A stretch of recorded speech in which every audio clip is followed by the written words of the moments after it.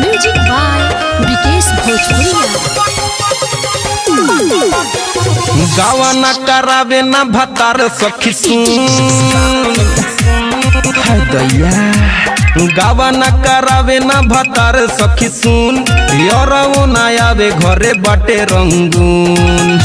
दिने प दिने बढ़े आना धूल चोली के दुनु करा न रजून दिने प दिने बढ़े आना धूल चोली के होई करा न रजून गावा न करावे न भतार सखी सुन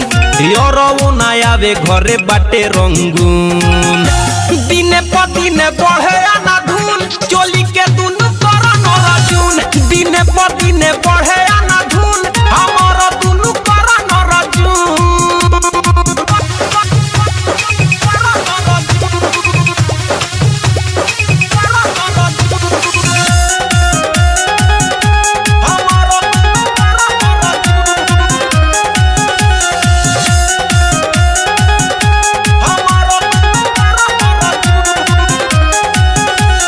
दिने दिने साइजे कर 2 इंच बढ़ता केतना ही लोगवा के नजरी में गड़ता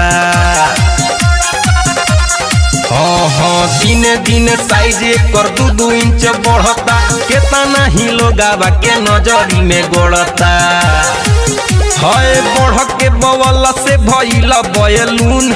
कौन उपाय करी लागतावे घूम दिने प दिने बढ़े आना धूल चोली के दुनु करा न रजून दिने प दिने बढ़े आना धूल हमारा दुनु करा न रजून दिने प दिने दिने दिने दिने बढ़े आना धूल हमारा दुनु करा न रजून। म्यूजिक बाय विकेश भोजपुरिया।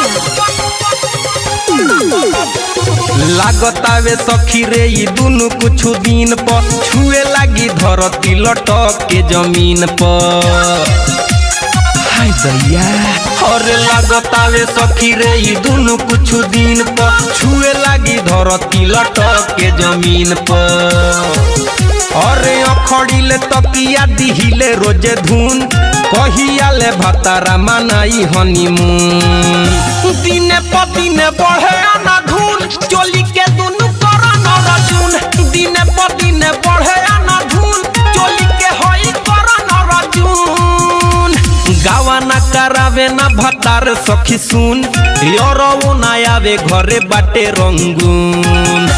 दिने प दिने बढ़े आना धूल चोली के दुनु करा न रजून दिने प दिने बढ़े आना धूल चोली के होई करा न रजून हाय रे हमर करण अर्जुन।